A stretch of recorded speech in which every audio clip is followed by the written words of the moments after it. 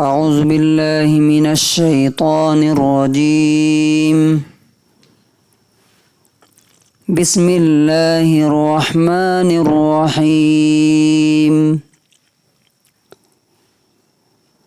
للرجال نصیب مما ترک الوالدان والاقربون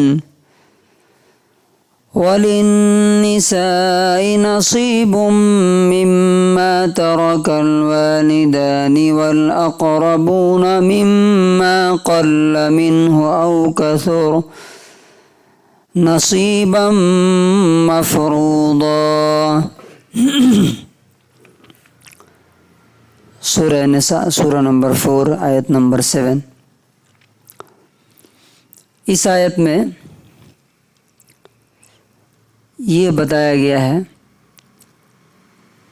کہ ہمارے مال اور پراپرٹی میں کس کس کا حصہ ہے اور کب ہے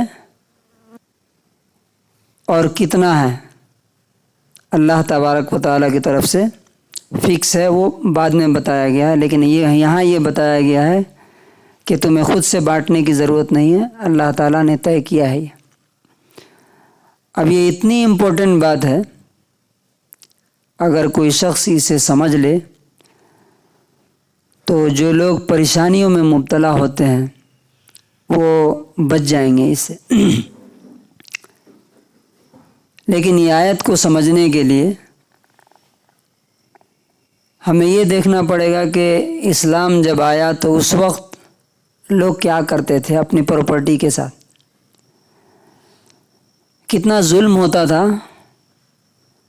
ایک طریقہ یہ تھا جس کو کہتے ہیں حلیف ہونے کا طریقہ، مطلب ہوتا تھا میں نے آپ کو بول دیا کہ تم میرے حلیف، میں تمہارا حلیف۔ مطلب کیا ہوا، مجھے اگر ضرورت پڑی تو تم آ کے میری طرف سے لڑنا، مجھے اگر کسی نے مار دیا تو تم اس کے خون کا بدلہ لینا، اور میری پراپرٹی میری جائیداد تمہاری ہوگی۔ اب وہ جو بچے، رشتہ دار، بیوی سب محروم۔ یہ ایک ظالمانہ طریقہ تھا اتیاچار کا۔ دوسرا طریقہ کیا تھا، وہ بھی بہت ظلم والا تھا، متبنہ کا۔ اگر کوئی اپنے رشتہ داروں کو محروم کرنا چاہتا تھا تو کسی کو اپنا منہ بولا بیٹا بنا لیتا تھا اور اپنی ساری پراپرٹی اس کے حوالے کر دیتا تھا، تو اس میں بھی ایک طرفہ ظلم۔ اور تیسرا طریقہ جو تھا وہ کیا تھا کہ باپ کے مرنے کے بعد اس کی پراپرٹی میں صرف کون لوگ وارث ہوتے تھے، مرد بچے، لڑکے، لڑکیاں نہیں۔ اور لڑکوں میں بھی کسے وارث کیا جاتا تھا، جو لڑنے کے قابل ہو، بڑا ہو۔ آج بھی آپ دیکھیے گا کچھ علاقوں میں ایسا ہے کہ بڑے لڑکے کا حصہ زیادہ لوگ دیتے ہیں۔ اللہ تبارک و تعالیٰ نے یہ سارے ظلم اور اتیاچار کو ختم کیا، اور دیکھیے کیا اللہ تعالیٰ کہہ رہا ہے، للرجال نصیب، مردوں کے لیے بھی حصہ ہے، کس میں سے، مما ترک الوالدان والاقربون، اس مال اور دھن اور پراپرٹی میں سے جو ماں باپ اور قریبی رشتہ دار چھوڑ کر کے مرتے ہیں۔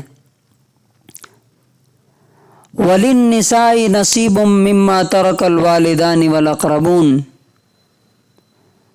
اور اسی طرح سے عورتوں کا بھی حصہ ہے اس مال اور دھن میں جس کو ماں باپ اور قریبی رشتہ دار چھوڑ کر کے مرتے ہیں۔ مما قل منہ او کثر، کب، کم ہو یا زیادہ حصہ لگنا ہی ہے، چاہے تھوڑا ہو یا زیادہ۔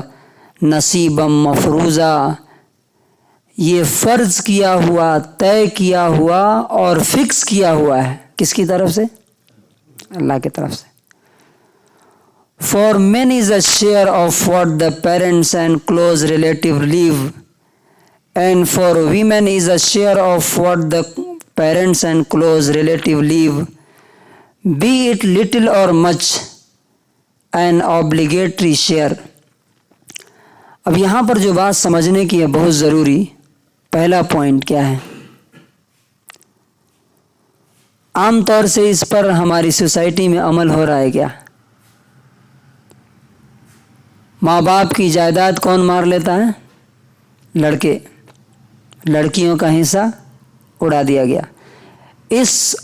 اس آیت پر تقریباً پوری سوسائٹی 99.9% عمل نہیں کرتی، جبکہ اللہ تعالیٰ کیا بول رہا ہے؟ جس طرح مردوں کا حصہ ہے اسی طرح سے عورتوں کا حصہ ہے۔ دوسرا جو لیسن اس سے ہمیں کیا ملتا ہے؟ ماں باپ کی زندگی میں اولاد کا یا رشتہ دار کا کوئی حق نہیں۔ یعنی اگر میں زندہ ہوں یا فار ایگزامپل میرے والد زندہ ہیں تو وہ جب تک زندہ ہیں، بچے بولتے ہیں نا میرا حق دے دیجئے، بیٹیاں آ کے بولتی ہیں میرا حق دے دیجئے، کسی کا کوئی حق نہیں ہے۔ یہ نہ جاننے کی وجہ سے نادان اور بیوقوف لوگ کیا کرتے ہیں؟ اپنی زندگی میں اپنے بچوں کو ان کا مالک بنا دیتے ہیں۔ نتیجہ کیا ہوتا ہے؟ جب وہ مالک ہو گئے تو آپ کو نوکر اور غلام بنا کے رکھتے ہیں۔ تو دوسرا پوائنٹ کیا سیکھنے کو ملتا ہے کہ کسی کی زندگی میں اس کے بچوں کا یا اس کے رشتہ داروں کا 1 روپے کا حق نہیں ہے، اور نہ دینا چاہیے، بلکہ بتانا بھی نہیں چاہیے کہ آپ کے پاس کیا ہے کیا نہیں ہے۔ بیوی کو یا بچوں کو معلوم بھی نہیں ہونا چاہیے۔ کیوں؟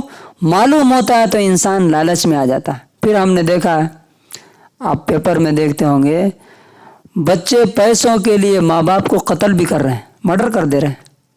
اور اس میں غلطی کس کی ہے؟ ان جاہل ماں باپ کی جو اپنی پراپرٹی اور اپنی دولت اور دھن بچوں کو دکھاتے ہیں، دیکھو ہمارے پاس کتنا ہے۔ انہیں معلوم بھی نہیں ہونا چاہیے تاکہ وہ خود کمائیں۔ آپ بنا بنا کے دے رہے ہیں ان کو، وہ کیوں کمائیں گے جب ان کے پاس ہے؟ تو ان کو اپاہج بنانے کا سب سے آسان طریقہ ہے۔ تو دوسرا پوائنٹ، پہلا پوائنٹ کیا تھا کہ مردوں کے لیے بھی حصہ ہے، عورتوں کے لیے بھی حصہ ہے، لڑکوں کے لیے بھی حصہ ہے، لڑکیوں کے لیے بھی حصہ ہے۔ دوسرا پوائنٹ کیا ہے کہ میری زندگی میں میرے بچوں کا، میرے رشتہ داروں کا کوئی حق نہیں ہے۔ اب تیسرا پوائنٹ کیا ہے؟ قریبی رشتہ دار اگر ہیں تو دور کے رشتہ داروں کو حصہ نہیں ملے گا۔ فار ایگزامپل میرا بھائی مر گیا، اس کے بچے ہیں، میں اس کا بھائی ہوں، تو زیادہ قریب کون ہے اس کے؟ بچے ہیں، بچے زیادہ قریب ہیں، میں دور کا رشتہ دار ہوا، تو اس کے بچوں کا حق ملے گا، مجھے نہیں ملے گا۔ ہاں اگر اس کے بچے نہیں رہے تب اس کی پراپرٹی میری طرف آتی ہے۔ یہ اصول ہے اسلام کا۔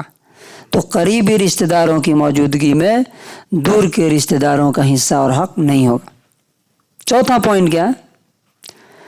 مما قل منہ او کثر، تھوڑا ہو یا زیادہ، 1 روپیہ چھوڑ کے مرا ہو تب بھی اس میں سے تقسیم ہوگا، اور 1 بلین چھوڑ کے مرا ہو، 1 ارب روپیہ چھوڑ کے مرا ہو تب بھی اس میں سے حصہ لگے گا۔ لیکن ہم دیکھتے ہیں کہ ہوتا کیا ہے، ایک آدمی مرا تو اس گھر میں جو پاورفل ہے وہ قبضہ کر لیتا ہے۔ اگر بیوی زیادہ پاورفل ہے تو بچوں کو محروم کر دیتی ہے، بیٹیوں کو محروم کر دیتی ہے، سب پر قبضہ جما کے بیٹھ جاتی ہے۔ اگر لڑکا اس میں طاقتور ہے تو ماں کو محروم کر دیتا ہے، اپنی بہنوں کی ساری پراپرٹی لوٹ کر کے کیا کرتا ہے، وہ اپنا بنا لیتا ہے۔